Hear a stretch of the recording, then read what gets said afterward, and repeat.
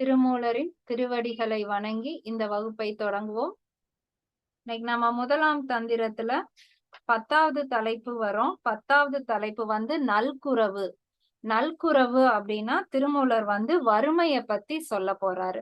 அந்த வறுமை அவசியமா, அது எதுக்கு, ஏன் நமக்கு வறுமை வருது அப்படிங்கிறதுக்கான பாடல் தான். 5 பாடல்கள்ல ரொம்ப எளிமையா சொல்லியிருக்காங்க.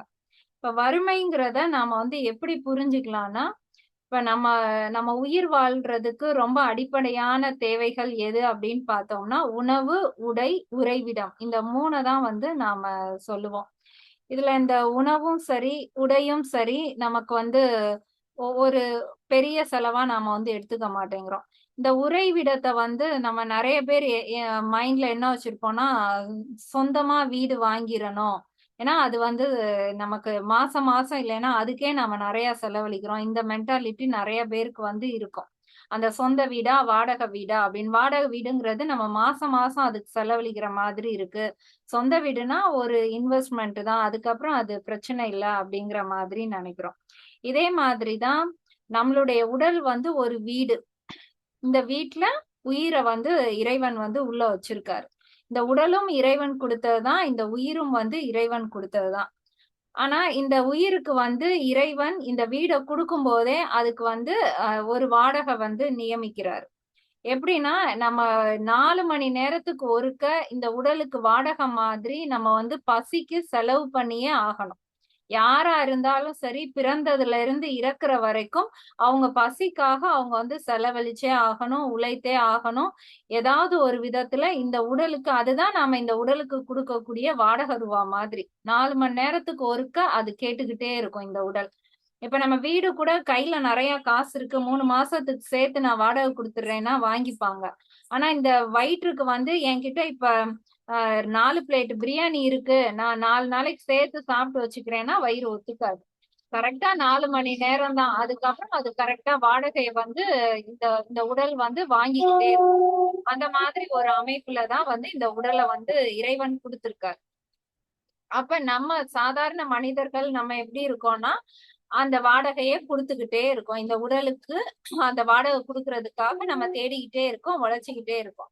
ஆனா இந்த சித்தர்கள், ஞானிகள் என்ன பண்றாங்கன்னா, அது எதுக்கு அந்த வீட்டுக்கு நம்ம வாடகை கொடுத்து கஷ்டப்படணும், இந்த வாடகை வீட நாம சொந்த வீடா மாத்திட்டா என்ன, அந்த கான்செப்ட்ல அவங்க அந்த பசி இல்லாம போக்கிடுறாங்க. பசிங்கிற ஒரு ஒரு நோயே நமக்கு இல்ல அப்படின்னா நாம எப்படி இருப்போம்? நமக்கு சம்பாதிக்கணுங்கிற அவசியமே இல்ல. நம்ம எந்த கஷ்டம், இப்ப நம்ம எதுக்காக இவ்வளவு பணம் சேர்த்து வைக்கிறோம்? நாளைக்கு என் பொண்ணு கஷ்டப்படக்கூடாது, என் பையன் கஷ்டப்படக்கூடாது, அவன் உட்கார்ந்த இடத்துல சாப்பிட்டுக்கணும். அந்த ஒரு சாப்பாட்டுக்காக தானே நாம இவ்வளவு தூரம் கஷ்டப்பட்டு சம்பாதிக்கிறோம். இனி பசியே வரப்போறது இல்லைன்னா நாம எதுக்கு சம்பாதிக்க போறோம்? நம்ம ரொம்ப ரிலாக்ஸா இருந்துருவோமே. அந்த பசிய சுத்தி சுத்தி தானே நாம எல்லாரும் வாழ்றோம். அந்த பசிக்காக தானே எல்லாமே பண்றோம். அப்ப அந்த பசிய போக்கிட்டோம் அப்படின்னா இந்த உடலுக்கு நம்ம எந்த வேற எந்த இதுவுமே நம்ம செய்ய வேண்டியதில்லை. நம்ம பாட்டுல சிவனேன்னு இருக்கலாம். அதுதான் சித்தர்கள் சொல்ற வழி. உனக்கு இருக்கிற பசிய நீ இல்லாம ஆக்கலாம் அப்படின்னு சொல்றாங்க. அத பத்தி தான் அவர் அந்த நல்குரவு அப்படிங்கறதுல அது எப்படி பசி இல்லாம போக்குறது, அந்த பசி ஏன் வருது அப்படிங்கறதுதான் அவர் சொல்றார். 209வது பாடல்ல இருந்து ஆரம்பிக்கலாம். புடவை கிழிந்தது போயிற்று வாழ்க்கை, அடையப்பட்டார்களும் அன்பு இலர் ஆனார், கொடை இல்லை கோல் இல்லை கொண்டாட்டம் இல்லை, நடை இல்லை நாட்டில் இயங்குகின்றார் கட்கே. ஒரு சாதாரணமா ஒருத்தர் நல்லா வாழ்ந்துட்டு அவங்களுக்கு கையில செல்வம் எல்லாம் போயிருச்சு அப்படின்னா அவங்க எப்படி இருப்பாங்க, அந்த மாதிரி ஒரு ஒரு செய்யுள் தான் எழுதியிருக்காரு. புடவை கிழிந்ததுன்னா நம்ம உடுத்தி இருக்கிற சேலை திரும்ப திரும்ப கிழிஞ்சு போகுது அப்படின்னா என்ன அர்த்தம்? நமக்கு வேற ஒரு நல்ல புடவை கூட இல்ல, அந்த மாதிரியான ஒரு ஒரு சூழ்நிலைக்கு நாம இருக்கோம், அந்த மாதிரி வாழ்ந்துகிட்டு இருக்கோம். போயிற்று வாழ்க்கை, நம்ம நல்லா வாழ்ந்த காலம்லாம் முடிஞ்சு போயிருச்சு, இப்ப நமக்கு இந்த மாதிரியான ஒரு வறுமை வந்துருச்சு. அடையப்பட்டார்களும் அன்பு இலர் ஆனார், நம்மள சுத்தி சுத்தி சொந்தம் பந்தம் அக்கம் பக்கம் பக்கத்து வீடு இப்படி எல்லாம் வந்தவங்க கூட அந்த ஒரு சூழ்நிலைக்கு நம்ம வரும்போது அன்பு இல்லாம அவங்க போயிடுறார்கள். கொடை இல்லை, யாரும் நமக்கு குடுக்கறதுக்கும் முன் வரல. கோல் இல்லை, அங்க நமக்கு வந்து அவங்க ஒரு ஊன்றுகோலா நமக்கு உறுதுணையாவும் யாருமே இல்லை. கொண்டாட்டம் இல்லை, நம்ம அதுக்கு முன்னாடி எப்படி எல்லாம் மகிழ்ச்சியா இருந்தோம்னா அந்த மகிழ்ச்சி எல்லாம் இப்ப இல்ல. நடை இல்லை, நாட்டில் இயங்குகின்றார்களே. இதுதான் வந்து இந்த நாட்டுல நடக்கக்கூடிய யதார்த்தமான விஷயம் அப்படின்னு சொல்றாரு. ஒருத்தருக்கு ஒரு செல்வம் இல்ல, வறுமை வருது அப்படின்னா அவங்க எப்படி இருப்பாங்க? அவங்களுக்கு வந்து நல்ல உடை கூட கிடைக்காது, அவங்களுடைய வாழ்க்கையே அப்படியே போயிருச்சு. நம்மள சுத்தி இருந்த சொந்த பந்தத்திட்ட இருந்து அன்பு கிடைக்காது, யாரும் நமக்கு உதவ மாட்டாங்க, யாரும் நமக்கு உறுதுணையா இருக்க மாட்டாங்க, நம்ம கிட்ட மகிழ்ச்சி இருக்காது. இதுதான் வந்து எப்பயுமே நடக்கக்கூடிய ஒரு விஷயம் அப்படின்னு, அந்த வறுமை வந்தா இந்த மாதிரி ஒரு சூழ்நிலை இருக்கும் அப்படின்னு சொல்றார். அடுத்து 210வது பாடல். பொய்க்குழி தூர்ப்பான் புலரி புலருதென்று அக்குழி தூர்க்கும் அரும்பண்டம் தேடுவீர் எக்குழி தூர்த்தும் இறைவனை ஏத்துமின் அக்குழி தூரும் அழுக்கு அற்ற போதே. இப்ப இந்த வறுமை வந்து எதுக்கு வருது? இந்த வறுமை வந்த பிறகும் நாம என்ன செய்வோம்? அந்த கிழிந்த புடவையை கூட நாம உடுத்திக்குவோம். உடை பெருசா இல்ல, அந்த உறைவிடம் கூட எங்கேயோ ஒரு ஒரு இதுல போய் எங்கேயோ தங்குறோம், இல்ல ரோட்லயே கூட தங்குறோம், அப்படி கூட தங்கிக்கிறோம் அப்படின்னாலும் நம்மளால அந்த உணவை வந்து நம்மளால திருப்திப்படுத்தவே முடியாது. கட்டாயம் நமக்கு பசிக்கும், அந்த உணவுக்காக நாம வந்து கஷ்டப்பட்டுக்கிட்டே தான் இருப்போம். இப்ப வறுமை வருதுன்னா அவரு சொல்றது நமக்கு வந்து அந்த பசி அப்படிங்கிற ஒரு இதுல இருந்து நம்மளால விடுபட முடியாது. அந்த பசி எப்படி இருக்கும் அப்படிங்கிறத அடுத்த பாடல்ல சொல்றாரு. பொய்க்குழி தூர்ப்பான் புலரி புலருதென்று. இந்த வயிறை வந்து அவர் என்ன சொல்றாருன்னா, அது வந்து ஒரு பொய்யான குழி. பார்த்தா குழி மாதிரி தான் இருக்கும், ஆனா அந்த வயித்துக்குள்ள எதை போட்டாலும் அது வந்து நிரம்பாது. அது வந்து ஒரு பொய்யான குழி, எவ்வளவு போட்டாலும் அது உள்ள வாங்கிக்கிட்டே இருக்கும். ஆனா அந்த அந்த குழி என்ன செய்யுமா, திரும்ப திரும்ப அது வந்து புலரி புலருதென்று கரெக்டா அந்த பொழுதுக்கு பொழுது அதுவாவே அந்த குழி வந்து கேட்டுக்கிட்டே இருக்கும். அது வந்து ஒரு பொய்யான குழி, நிரம்பாது, கரெக்ட் டைம்க்கு அது கேட்டுக்கிட்டே இருக்கும். அக்குழி தூர்க்கும் அரும்பண்டம் தேடுவீர். நம்ம என்ன பண்ணுவோம், அது பொய்க்குழின்னு தெரியாம அந்த குழிய நிரப்பிடலாம்னு சொல்லிட்டு அதுக்கு என்ன தேவை தேவை அப்படின்னு நாம வந்து தேடிக்கிட்டே இருப்போம். எக்குழி தூர்த்தும் இறைவனை ஏத்துமீன். நீ அந்த குழிய வந்து நாம நிரப்பணும் அப்படின்னா அதுக்கு வந்து ஒரே பொருள் வந்து இறைவன். இறைவனால மட்டும்தான் அந்த குழிய வந்து நிரப்ப முடியும். அதை விட்டா நமக்கு வந்து வேறு வழியே கிடையாது. அக்குழி தூரும் அழுக்கு அற்ற போதே. அந்த அந்த குழிய வந்து இறைவன் எப்படி மூடுவான் அப்படின்னா நம்மளுடைய வினைகள் மூலமா தான் அந்த குழிய வந்து மூடுவான். எப்ப வந்து நமக்கு வினைகள் தீர்ந்துருச்சோ அப்ப இறைவன் வந்து அந்த குழிய மூடிடுவான். அப்ப வினை இருக்கிற வரைக்கும் நமக்கு வந்து அந்த பசிங்கிற பொய்க்குழி வந்துகிட்டே இருக்கும். அப்ப அந்த குழிய நிரப்புறதுக்காக நாம உணவை தேடுவோம் அப்படின்னா என்ன அர்த்தம், நம்ம வினைய சேர்த்துக்கிட்டே இருக்கோம். வினைங்கிற ஒரு பொருளை தேடி நம்ம உணவை தயார் பண்ணி அந்த குழிக்குள்ள போடுறோம். வினை கூடிருது, வினை கூடுனா இந்த குழி வந்து நிரம்பாது. அப்ப இது வந்து திரும்ப திரும்ப நடந்துகிட்டே இருக்கும். யாருக்கு வினை இல்லையோ அப்ப வந்து இறைவன் அந்த குழிய வந்து மூடிடுறான். இதுதான் வந்து பசிக்கு திருமூலர் கொடுக்கக்கூடிய விளக்கம். இன்னொருக்க பார்க்கலாம். பொய்க்குழி தூர்ப்பான் புலரி புலருதென்று. இந்த இரைப்பை அப்படிங்கிற வயிறு வந்து ஒரு பொய்யான குழி. அது கரெக்டா நேரத்துக்கு எந்த பொழுது எப்படி பசிக்கணுமோ அந்த மாதிரி அந்த பொய்க்குழி வந்து பசிச்சுக்கிட்டே இருக்கும். அக்குழி தூர்க்கும் அரும்பண்டம் தேடுவீர். அந்த குழிய நிரப்புறதுக்காக நாம தெரியாதனமா அந்த அந்த பொருளை வந்து நாம தேடிக்கிட்டே இருப்போம். தேடுறோம் அப்படின்னா நாம வந்து அதுக்காக பல வினைகள் வந்து செய்துகிட்டே இருக்கோம். எக்குழி தூர் அந்த அந்த குழிய வந்து நம்ம என்னதான் கஷ்டப்பட்டாலும் அதை மூட முடியாது. ஆனா இறைவன் மனசு வச்சு இறைவனை வணங்கினா மட்டும் அந்த குழிய வந்து நம்மளால மூட முடியும். அந்த குழிய எப்ப இறைவன் மூடுவான்னா நமக்கு இனி எந்த வினையும் இல்ல, அந்த போன பிறவில செஞ்ச வினை, இந்த பிறவில செஞ்ச வினை எல்லாமே முடிஞ்சிருச்சு அப்படின்னா இறைவனை அந்த குழிய வந்து மூடிடுவான். அதுக்கப்புறம் நமக்கு அந்த பசிங்கிற வறுமையே நமக்கு வந்து இருக்காது. அடுத்து 211வது பாடல்.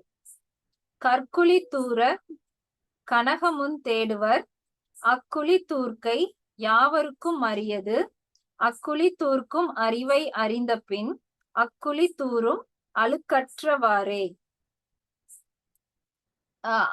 கற்குழி தூர அப்படின்னா இந்த உலகத்துல இருக்கிறவங்க எல்லாருக்குமே அது வந்து ஒரு வகையான அந்த ஒரு பொய்யான அந்த ஒரு குழிதான். அதாவது எந்த விதத்திலையும் அதை நிரப்ப முடியாது. அதுதான் வந்து கற்குழி. ஒரு கள்ளத்தனமான குழி. நமக்கு பார்க்க அது ஒரு சின்ன குழி மாதிரி இருக்கும், ஆனா அது வாங்கிக்கிட்டே இருக்கும் அப்படின்னு அந்த வயிறை தான் வந்து இதுலயும் கற்குழி அப்படின்னு சொல்றாரு. தூர கனகமும் தேடுவர். கனகம் அப்படின்னா தங்கம். நம்ம கனகாம்பர பூ, கனகவல்லின்னு சொல்றோம் இல்லையா, அந்த கனகு, கனகா அப்படிங்கிற எல்லாமே தங்கத்தை குறிக்கும். அந்த கனகாம்பர பூ வந்து அப்படி தங்க நிறத்துல அந்த ஆரஞ்சு கலர்ல இருக்கு இல்லையா, அதுதான் வந்து கனகம்.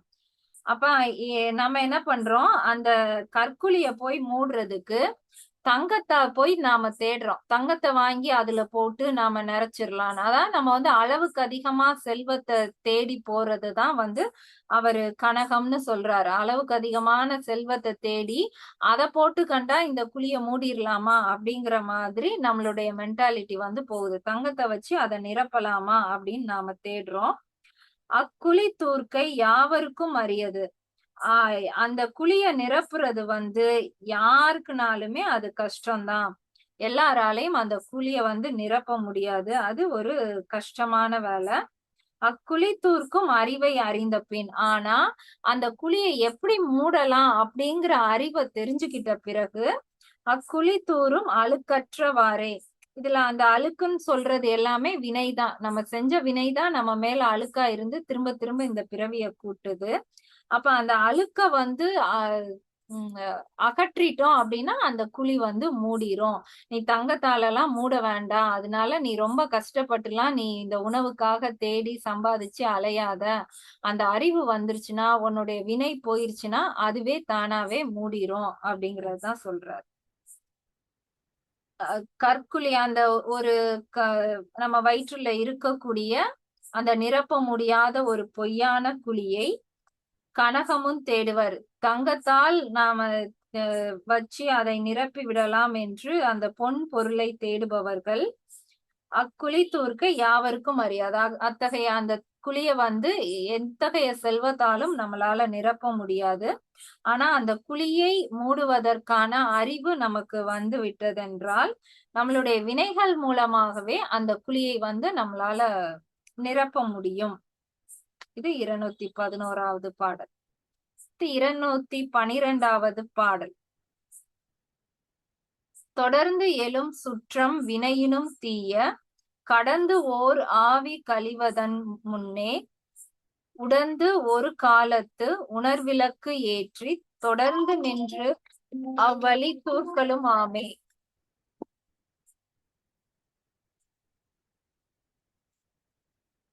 தொடர்ந்து எழும் சுற்றம் வினையினும் தீய. தொடர்ந்து எழும்னா பிறவி தோறும் நமக்கு வந்து சில வினைகள் வந்து நம்மள தொடர்ந்து வந்துகிட்டே இருக்கும். வினைகள் வந்து நமக்கு எப்படி வரும்னா நம்மள சுத்தி இருக்கக்கூடிய உறவுகள் மூலமா தான் அந்த வினைகள் வரும். இப்ப நான் வினையே செய்யக்கூடாது அப்படின்னு நான் நினைச்சாலும் என்னுடைய குழந்தைகளுக்காக நான் செய்யணும், அவங்களுக்கு பசிக்கும், அவங்களுக்கு நான் பணம் சேர்க்கணும், இல்ல என் கூட எங்க அம்மா அப்பா மாமனார் மாமியார் இருக்காங்க, அவங்களுக்காக நம்ம சேர்க்கணும். அப்ப வினைகள் எப்படி வருதுன்னா நம்மள சுத்தி இருக்கக்கூடிய உறவுகள் மூலமா தான் நம்மளுடைய வினைகள் வந்து நம்மள தொடர்ந்து வருது. அத வந்து அவரு தீய அப்படின்னு சொல்றாரு. ஏன்னா அது எல்லாமே ஒரு கொடிய விஷயம்தான். அவங்களுக்காக நம்ம வினைகளை திரும்ப திரும்ப செய்யறது அது வந்து ஒரு கொடிய வகையான ஒரு செயல் அப்படிங்கிறதுக்காக சொல்றார். கடந்து ஓர் ஆவி கழிவதன் முன்னே. இந்த வாழ்நாள் ஃபுல்லா நம்ம வந்து இந்த உடலை விட்டு இந்த உயிர் நீங்கிறதுக்கு முன்னதாகவே, இந்த வாழ்க்கை முடியறதுக்கு முன்னாடியே உடந்து ஒரு காலத்து உணர்விளக்கு ஏற்றி, சாகுறதுக்கு முன்னாடியே இந்த குழிய வந்து எப்படி நிரப்புறது அப்படிங்கிற அந்த ஒரு உணர்வும் அதுக்கு என்ன செய்யணும் அப்படிங்கிறதும் நமக்கு வந்துருச்சுன்னா தொடர்ந்து நின்று அவ்வழி தூர்க்கலும் ஆமே. அந்த இதை புரிஞ்சுக்கிட்டோம்னா நமக்கு வந்து அடுத்த வினைகள் வராது, திரும்ப நமக்கு வந்து இந்த பிறவியும் வராது. அதுதான் ஒரே வழி. இந்த பசி இல்லாம இருக்கிறதுக்கு ஒரே வழி என்னன்னா வினைகளை வந்து முழுமையடைய செய்யறது, வினைகள் தொடராதபடி நம்ம பாத்துக்கிறது, அதுதான் வந்து ஒரே வழி அப்படின்னு சொல்றாரு. தொடர்ந்து எழும் சுற்றம் வினையினும் தீய. நமக்கு தொடர்ந்து வரக்கூடிய ஒவ்வொரு வினைகளும் நம்மள சுத்தி இருக்கக்கூடிய உறவுகள் மூலமா தான் நமக்குள்ள வருது. கடந்து ஓர் ஆவி கழிவதன் முன்னே, இந்த உடலை விட்டு இந்த உயிர் நீங்குவதற்கு முன்பாகவே உடந்து ஒரு காலத்து உணர்வு இலக்கு ஏற்றி, இந்த பசி என்னும் அந்த குழியை நிரப்புவதற்கு எது சிறந்தது என்பதை உணர்ந்த பின் தொடர்ந்து நின்று அவ்வழி தூர்க்கலும் ஆமே. அந்த அந்த இறைவனை அடையக்கூடிய நிலைதான் வந்து நம்மளுடைய வினைகளை முழுமை அடையக்கூடிய செயல். அந்த இறைவனை அடைந்த பின் நமக்கு வந்து அந்த பசிங்கிற ஒரு நோய் வந்து நமக்கு இருக்காது. ஆனா அது நம்ம உயிரோட இருக்கும் போதே செஞ்சாகணும். அதுதான் ஒரே வழி அப்படின்னு சொல்லியிருக்காரு. இப்ப இது வரைக்கும் என்ன பார்த்தோம்? வறுமை வந்தா நம்மளை விட்டு எல்லாமே போயிரும் அப்படின்னு சொன்னாரு. அப்புறம் அந்த வறுமை வந்து எப்படி வரும் அப்படின்னா பசின்னு சொல்லக்கூடிய அந்த பொய்யான குழி மூலமா தான் வரும்னு சொல்றாரு. அந்த குழிய மூடுறதுக்கு தங்கத்தெல்லாம் நீ தேடி போக வேண்டாம், எதாலையும் அந்த குழிய மூட முடியாது, இறைவன் மனசு வச்சா மட்டும்தான் முடியும் அப்படின்னு சொல்றாரு. இறைவன் எது மூலமா அந்த குழிய நிரப்புவாரு அப்படின்னா உன்னுடைய வினைகள் எல்லாமே முழுமை அடைந்தா மட்டும்தான் உனக்கு அந்த குழிய மூட முடியும், இறைவனால அருள் செய்ய முடியும் அப்படின்னு இது வரைக்கும் சொல்லியிருக்காரு. அப்ப அந்த வினைகளை நாம எப்படி முடிவுக்கு கொண்டு வர்றது, அப்ப அதுக்கு என்ன ஆகும் அப்படின்னு அடுத்த பாடல்ல சொல்றாரு. 213வது பாடல். அறுத்தன ஆயினும் ஆனினம் மேவி அறுத்தனர் ஐவரும் எண்ணிலி துன்பம் ஒருத்தன வல்வினை ஒன்று அல்ல வாழ்வை வெறுத்தனன் ஈசனை வேண்டி நின்றானே. ஒரு வறுமையில இருக்கும்போது ஒருத்தருடைய மனநிலை எப்படி இருக்குங்கிறத இந்த பாடல்ல சொல்லியிருக்காரு. அறுத்தன ஆயினும், அறுத்தன அப்படிங்கிறது இந்த இடத்துல அறுத்தனா ஈட்டின அப்படின்னு அர்த்தம். நமக்கு வந்து நிறைய வறுமையையோ எதையோ ஒண்ணு நமக்கு மீண்டும் மீண்டும் நமக்கு வந்து கிடைத்துக்கிட்டே இருக்கு அப்படின்னா அறுத்தனர் ஐவரும், நம்மளுடைய ஐம்புலன்களுமே ஒரு ஒரு ஒரு பக்குவத்துக்கு வந்துரும், ஒரு வெறுப்பான ஒரு நிலைக்கு வந்துரும். எண்ணிலி துன்பம், இத்தனை துன்பத்தை நாம அனுபவிக்கவா அப்படின்னு சொல்லி ஐவருங்கிறது நம்ம உடல்ல இருக்கக்கூடிய ஐம்புலன்களும் அந்த மாதிரி உணர ஆரம்பிச்சிடும். எத்தனை துன்பம்டா திரும்ப திரும்ப கொடுத்துக்கிட்டே இருப்பீங்க அப்படிங்கிற மாதிரி நம்ம ஐம்புலன்களும் உணர ஆரம்பிச்சிடும். ஒருத்தன வல்வினை ஒன்று அல்ல. இந்த இடத்துல வல்வினை அப்படின்னு சொல்லியிருக்காரு. வல்வினைன்னா அது நல்வினையா தீவினையான்னு சொல்லாம வல்வினை அப்படின்னு சொல்லியிருக்காரு. இந்த வல் அப்படிங்கிறது என்ன அர்த்தம்னா, நம்ம திட்டும் போதெல்லாம் சொல்லுவோம்ல, ஏன் நாய் மாதிரி வல்லுன்னு விழுற, வல்லுன்னு கொலைக்கிற அப்படின்னு சொல்லுவோம். அந்த வல்லுங்கிறது என்னன்னா ஒரு ரொம்ப ஸ்ட்ராங்கா அப்படிங்கிற அர்த்தம் தான் வந்து அந்த வல் அப்படிங்கிறது. அப்ப இந்த இடத்துல வல்வினை அப்படின்னா ஒரு ரொம்ப ஸ்ட்ராங்கான வினை, நம்மளால அந்த வினையை விட்டு போக முடியாதபடியான ஒரு வினை. அது நல்வினையாவும் இருக்கலாம், இல்ல தீவினையாவும் இருக்கலாம். அந்த மாதிரி ஒரு வினை வந்து ஒருத்தனுக்கு வருது அப்படின்னா வாழ்வை வெறுத்தனன், அவன் வந்து அது எந்த வினையா இருந்தாலும் சரி, நல்வினையோ தீவினையோ, ஆனா அது ஒரு வல்வினையா வலிமையா அவனை வந்து தாக்குச்சுன்னா அவன் அந்த வாழ்வையே வெறுத்துருவான். அதுக்கப்புறம் ஈசனை வேண்டி நின்றானே, அப்பதான் அவன் போய் இறைவன்கிட்ட வந்து கேட்டு நிற்பான். அப்ப வறுமை எதுக்கு வருது அப்படின்னு சொல்ல வர்றாருன்னா நாம இறைவனை தேடி போகணும் அப்படிங்கிறதுக்காக தான் இந்த வல்வினை வருது அப்படின்னு சொல்றாரு, வறுமை வருதுன்னு. இந்த பாடல் திரும்ப ஒருக்க பார்க்கலாம். அறுத்தன ஆயினும் ஆனினம் மேவி, நம்ம ஈட்டக்கூடிய வினைகள் திரும்ப திரும்ப வந்தாலும் அறுத்தனர் ஐவரும், நம்மளுடைய ஐம்புலன்கள் ஒரு கட்டத்துல இவ்வளவு துன்பங்கள் எண்ண முடியாத அளவுக்கு துன்பங்கள் வரும்போது ஐம்புலன்கள் வருந்தி ஒருத்தன வல்வினை ஒன்று அல்ல, அப்படிப்பட்ட வினைகள் வரும்போது ஒரு வல்வினை வந்தபோது வாழ்வை வெறுத்தனன், அந்த ஐம்புலன்களால நம்ம அந்த வாழ்வை வெறுத்து ஈசனை வேண்டி நின்றானே.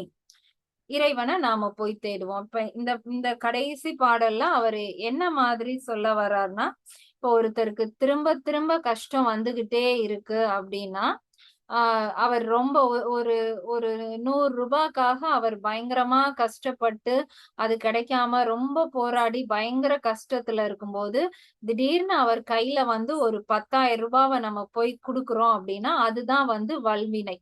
மாசம் ஒரு 20,000, 30,000 வருமானம் பாக்குறவங்களுக்கு அந்த ரூ. 10,000 வந்து பெருசா தெரிஞ்சிருக்காது. ரூ.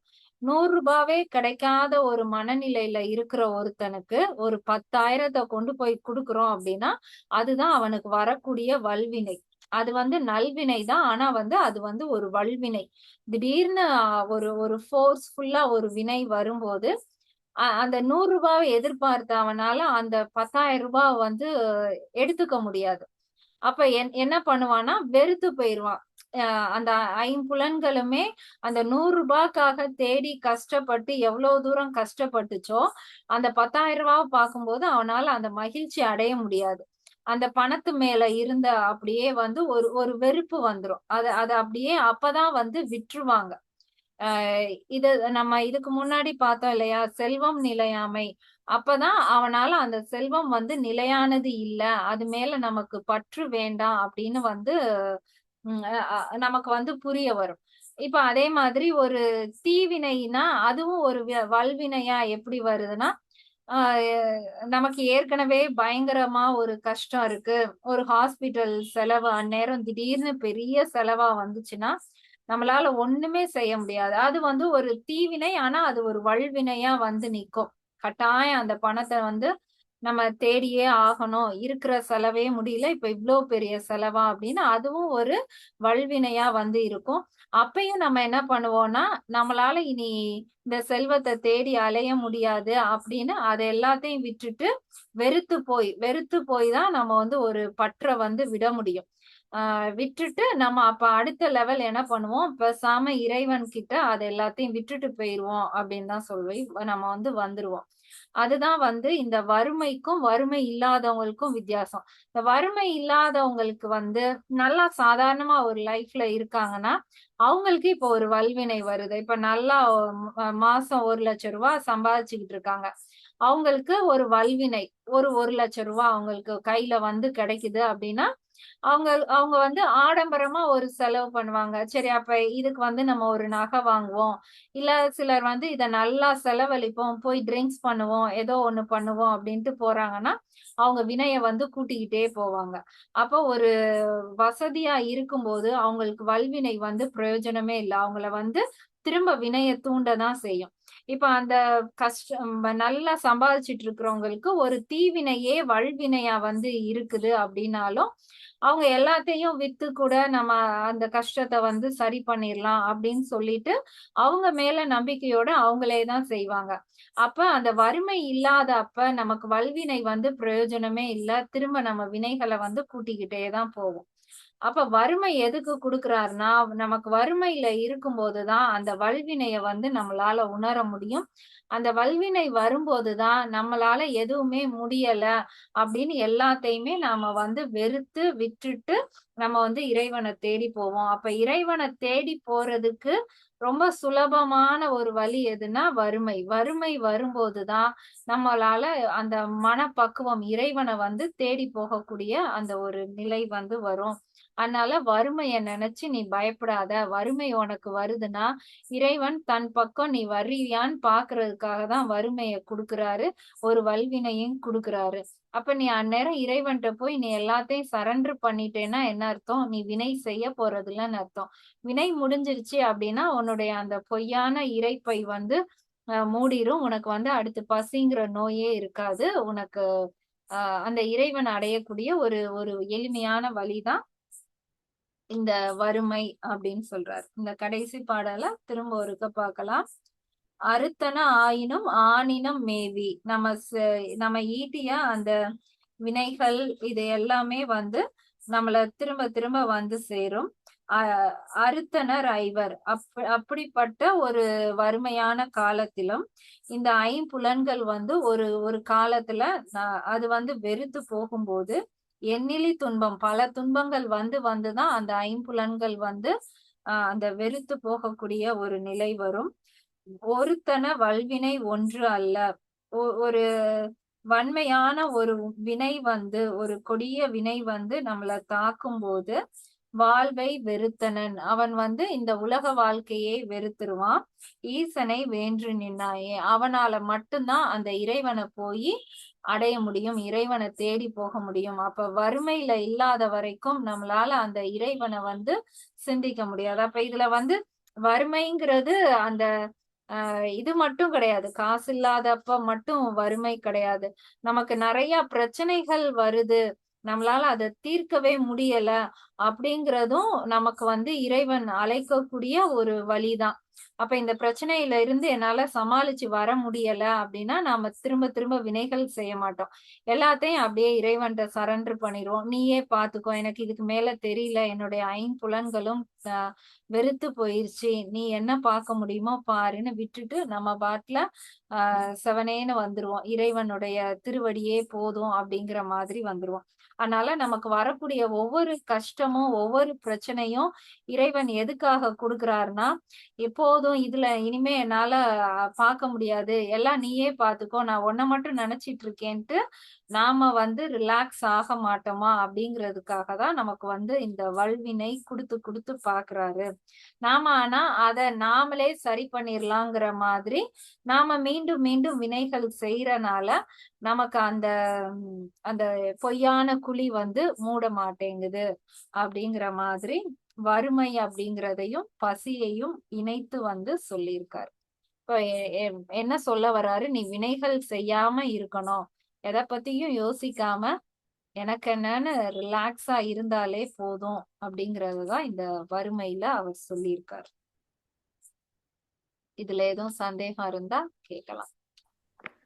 212வது பாடல்ல அப்பனா சுற்றம் இருக்கிற வரைக்கும் வினை இருக்கும்னு சொல்றாங்கல்ல அவரு. நம்மளுடைய போன பிறவில நாம செய்த வினைதான் உறவுகளா இந்த பிறவில வருது, நம்மள சுத்தி இருந்து மீண்டும் மீண்டும் அந்த வினைகளை செய்ய தூண்டுது. அப்பனா இப்ப நம்ம சுற்றம் இருக்கு, சுற்றத்தை வெறுத்துட்டு நம்ம போக முடியாதுல்ல. நம்ம சுற்றம் இப்ப நம்ம குழந்தைங்க பிள்ளைங்களுக்காண்டி நம்ம அந்த பணம் ஈட்டுதல் வந்து சேர்க்கதான் செய்யறோம். அப்புறம் வினைகள் செய்யதான் செய்வோம்.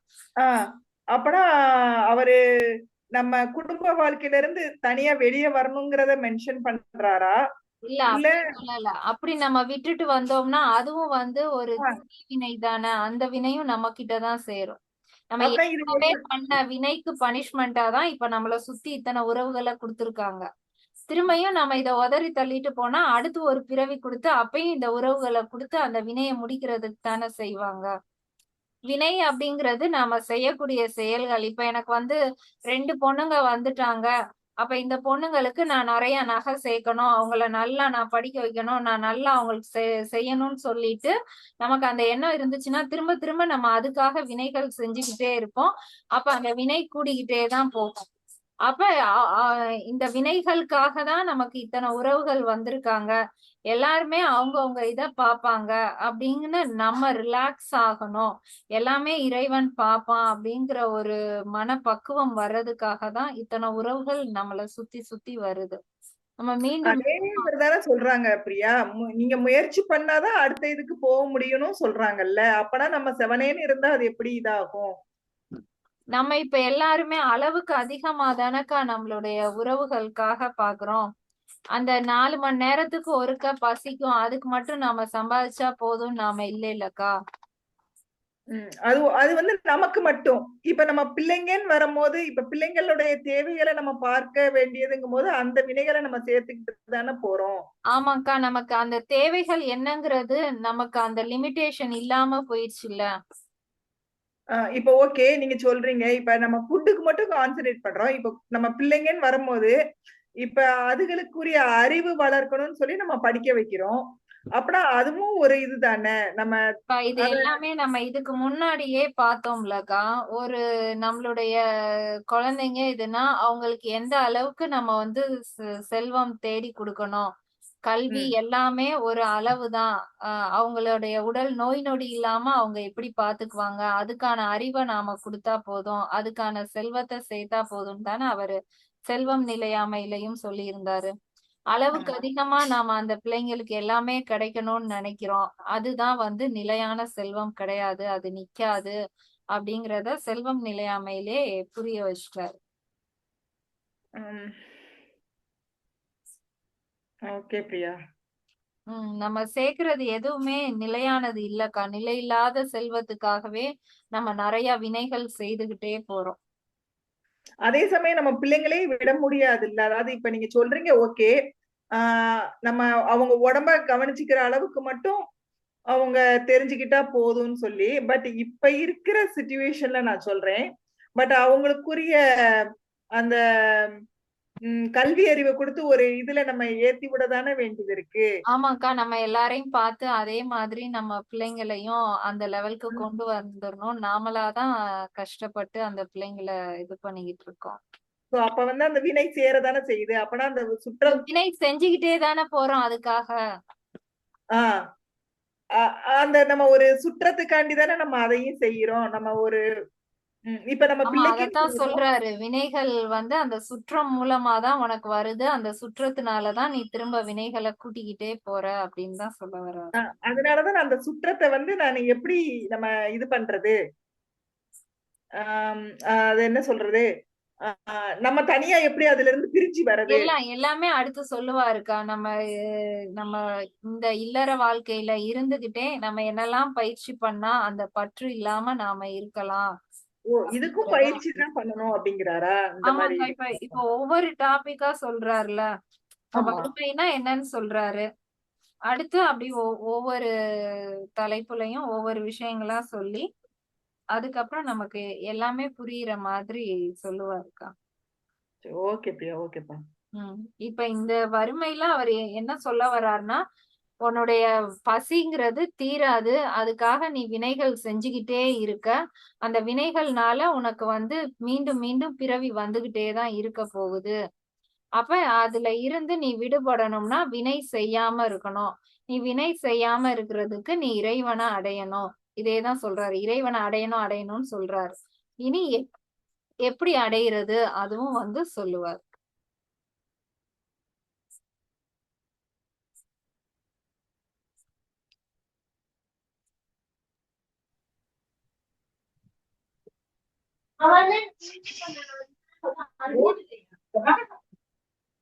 என்னவுமா? சரி, ஓகே. வேற எதுவும் சந்தேகம் இல்லைன்னா நம்ம கிளாஸ் முடிச்சுக்கலாம்.